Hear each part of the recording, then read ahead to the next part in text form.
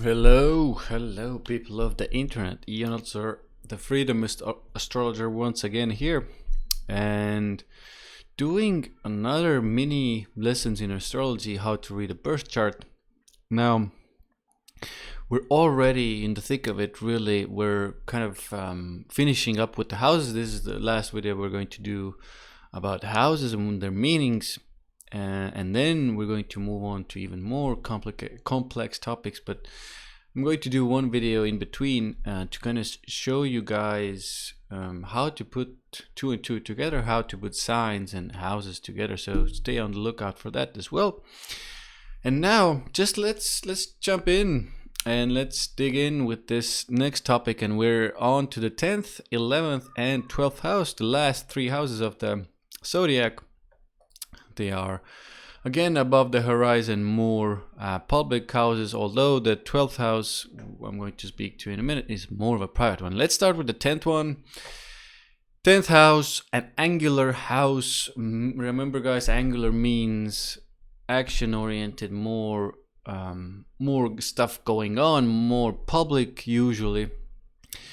And it's also an earth house and a Capricorn, natural Capricorn house, this one.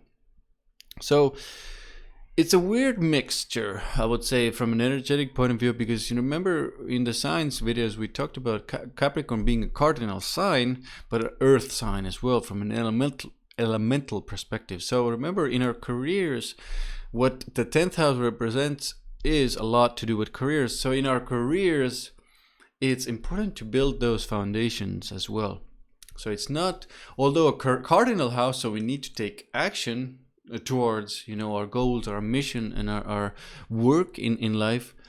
But also the earth side of this house comes in my view, in form of we need to gradually build those foundations up. So our career, the 10th house, is let's say successful, last for a long time, and earth is all about longevity.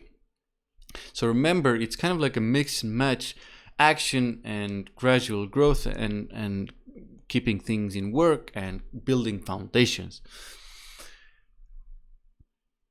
So I mentioned already career, so it's career and mission and are very much to do with the 10th house.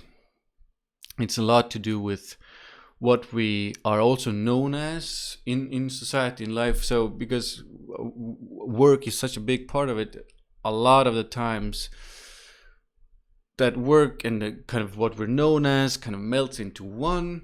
Sometimes it is a bit, we're known as the 10th house. People perceive us as well as the 10th house, but our work might be a little bit different. Now, I'm getting already a bit mixed and matched with more advanced topics, but let's keep it as simple as I possibly can. So social status, reputation, career, all of these things, business, the things we do in the outside world. And this is a very, very public house in the 10th, the highest, the visible, the most visible of the houses. Organizations, organizing, experience, structures, governments, policies, regulations, rules, duties, obligations, leadership. These are all to do with the 10th house. And also, because it's a very public house, it is a lot to do with being in public service or public leadership, in the public eye in some shape or form. Let's say if you have a lot of influences there, that gives more indication that you will probably be more known, maybe famous. There are other indicators for fame, but let's say more known in the outside world. And it's like a mission calling type of house, wherever it is in the 10th or wherever the ruler goes. We'll talk about rulership in later videos. This is what we're deep down feel like we're really called to do as work. So I mentioned respect, experience, organizing, leadership. I think I said already. pillars of society. I have written down in my notes here as well. Now, important topic to know with the 10th house is, in my previous videos with the houses, I mentioned the parents. So usually one of the ways the way I approach it, and it has proven to be very accurate, is the 9th house is the father, and the father figure, the mentor figure. This is very important. Now we're doing the 10th house, but also important to mention here with the parents is the 4th. So the 10th and the 4th, I call it the parental axis. This means these two houses represent one of the parents.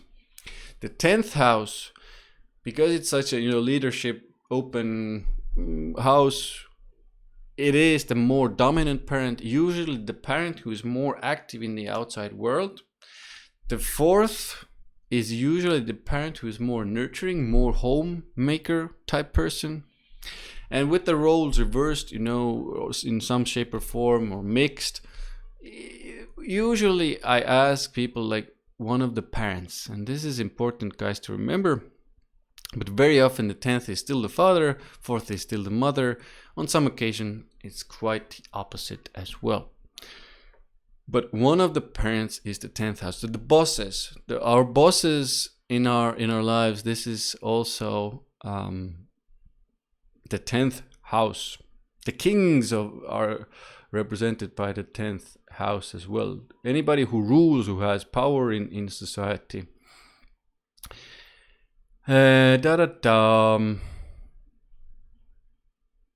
Just checking my notes here. Did I say everything? Order, structure, laws, regulations in society. Although law is very much to do with the 7th and 9th, but regulations more so with the 10th, definitely. Reputation, I think I mentioned all of these vocations. So the biggest thing, guys, to remember with the 10th house is always work and career and social status. So remember that one, and remember that part where it's more angular, more active, and at the same time the house has this kind of foundational earthly quality to it, that it will need to build foundations as well. Now the next one, again an interesting one. 11th house we have. The 11th house is a succedent house, so the action is a little bit not so quick in that house, but still it's a very open house. It's a natural house for the sign of Aquarius. It's an air house. Again, remember, air kind of moves quickly, but the sign of Aquarius is associated with fixed, and succedent is kind of associated with fixed. So the energy is again, it does move, and there is action in that house, but it's also kind of like stays in one place as well, like the succedent does.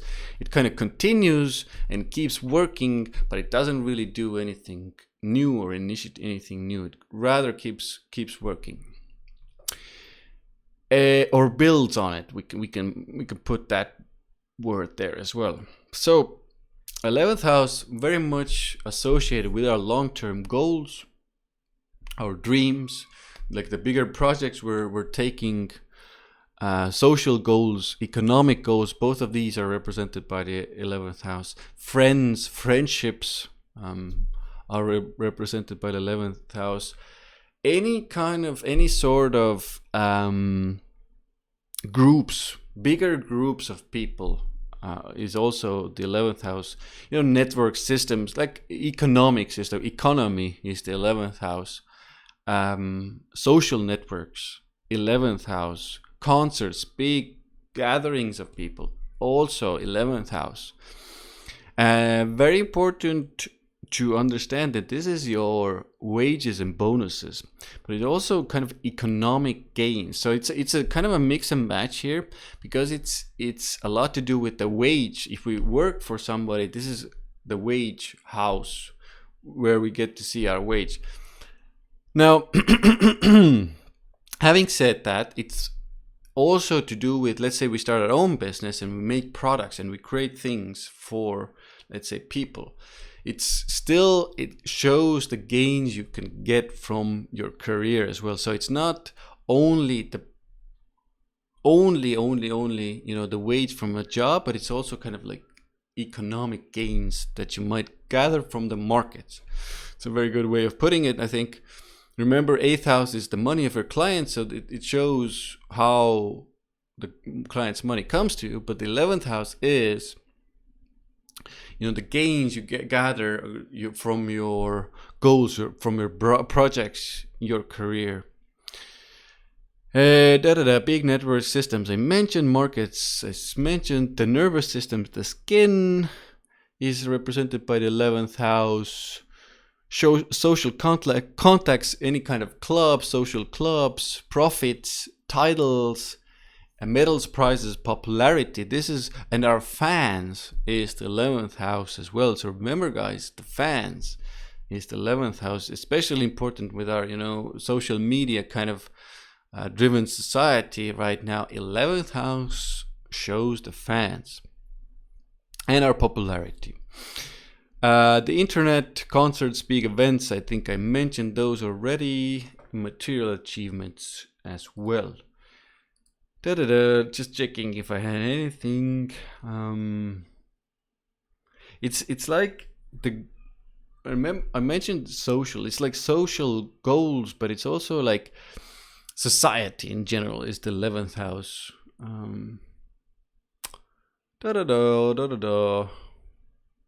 Any kind of big networks is important to connections, and big networks is important with the 11th house too.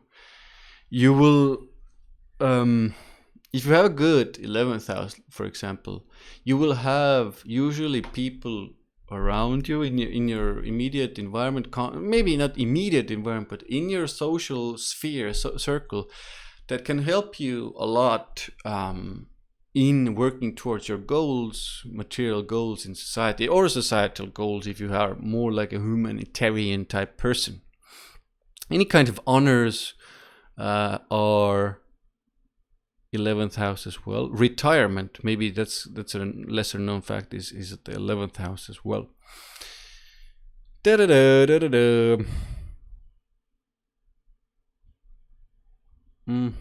I think we got through most of the bigger topics, most of the important things with the 11th house. I think we can move safely to the last house. Remember, guys, if you have any questions, bring those in the comments below, and I will do my best to answer as many, or do another video if more clarity is needed. So 12th house is here, the last house of the zodiac, and an intriguing one it is. It is above the horizon, but it is a bit of a hidden private house, behind the scenes house. Remember, it's a Pisces. Pisces is natural in the 12th house. It's all about mutable energy. It's all about cadent house. Remember, cadent is hidden or private house. And this is where things change, where we improve things, where we release things, which is very important with the 12th house. It's all about letting go and releasing. This is where we kind of merge with the other dimensions, the other realms. Every time I start talking about the 12th house or the Pisces energy, my mind almost shuts down, and I get into these kind of mystical places of the 12th and the Pisces house. It's very, very much this mystical nature, this very creative energy. A lot of people who work with the 12th house energy are creative people. They work in solitude, they work in studios, all 12th house things, spas, hotels. These are all to do with, especially hotels that are all islands and in very private locations. We can say that some hotels are 4th house as well, but very much private vacation spots, private areas, the studios I mentioned, art studios, music studios where they create music, anything you create in the private, or you spend time in the privacy. This is very much the 12th house area, and It's where we connect to those other realms of dimensions, where we gather information and how we gather information from those areas. It's how we rest and how we sleep, very important with the 12th house as well. It's our spiritual practices, our meditations, how we meditate, how we let go, and how our subconscious. This I think I didn't mention with the 8th house. 8th house is a very subconscious house. So is the 12th. Both are very much to do with our subconscious. Maybe the 8th house is more, if you start to compare, the 8th house is more to do with the most painful things in our subconscious.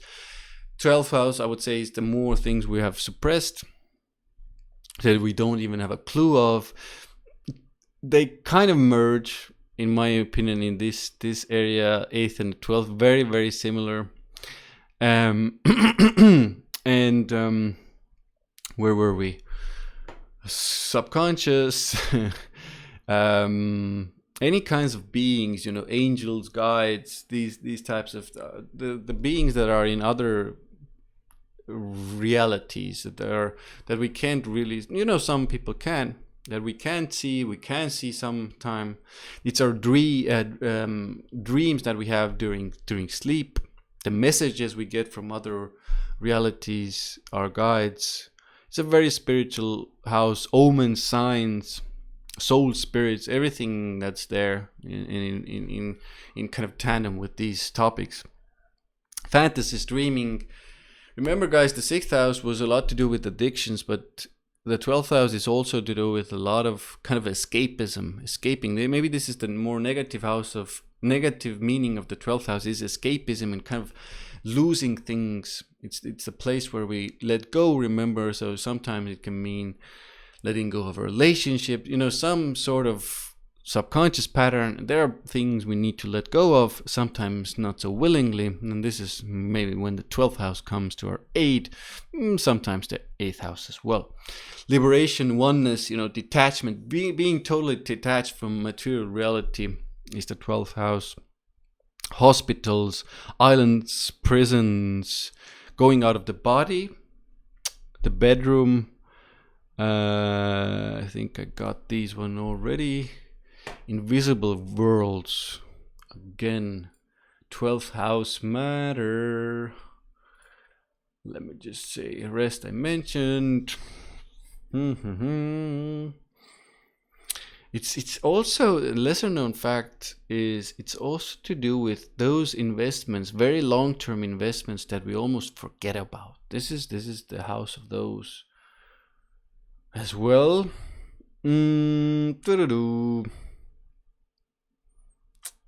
Merging, losses, private, escapism, psychic, very much again, maybe this one I need to mention more.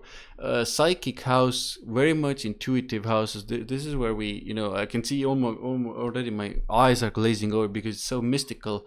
And this is one of the things that whenever there's something in the 12th house, it can pull this kind of like a veil in front of our eyes, and we can't really see clearly. It's these things we do in secret and in private, and kind of like, maybe if you want to talk about the negative side of the 12th house even more so, it's a lot of, because I didn't mention again with the 8th house.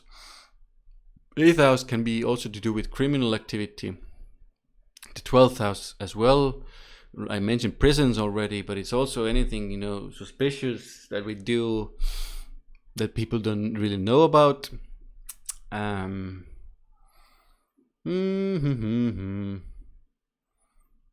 Yep, I think I got defeat. This is important. Fantasy worlds, backdoor dealing. Oh, this is important. Yeah. A lot to do with any kind of backdoor deals. 8th and 12th, very similar. Any kind of secret affairs behind the scenes. A lot of politicians have things and influences in the 12th house.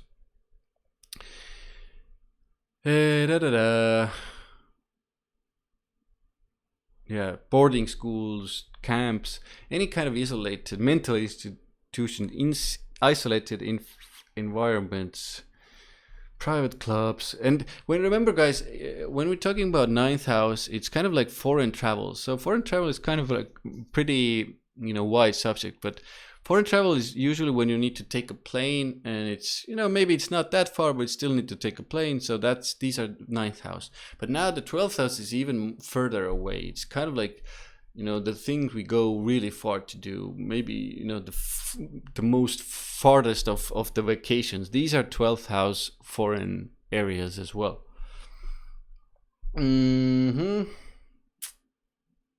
Victim mentality, I think, is victim mentality for me is a lot to do with the 6th, 8th, and 12th house. All of these imagination is important with the 12th house. Fantasies, I think I mentioned the collective unconscious. This is maybe a good piece of information to start to end this. The collective unconscious, whatever it is that is unconscious, unseen in the collective human consciousness. This is in the 12th. It's kind of hidden. It's not seen. It's what we need to uncover. And there's a lot, guys. Thank you very much. I know with the 12th, a lot of information. I got already a bit fuzzy. Like every time I talk about the 12th or Pisces, I get all woozy. And it can be with the 12th house energies. It can be like, ooh, like drifting, and, you know, even doing like bad things like drugs and narcotics. And this is all 12th house matter as well. 6th, 12th, more so the 12th. I think that's it, guys. We've done with the houses. Next time I'm going to show you how to mix them together with signs, and hopefully we will see you in the next videos, where I will also talk about the planets, the other influences, the aspects, and how to put it all together, so you guys will know how to read a birth chart. But already by now you should be able to at least read the basics of the birth chart. Thank you very much, guys. Ian Altosaar, the Freedom Astrologer, out for now, and see you again soon in the next video.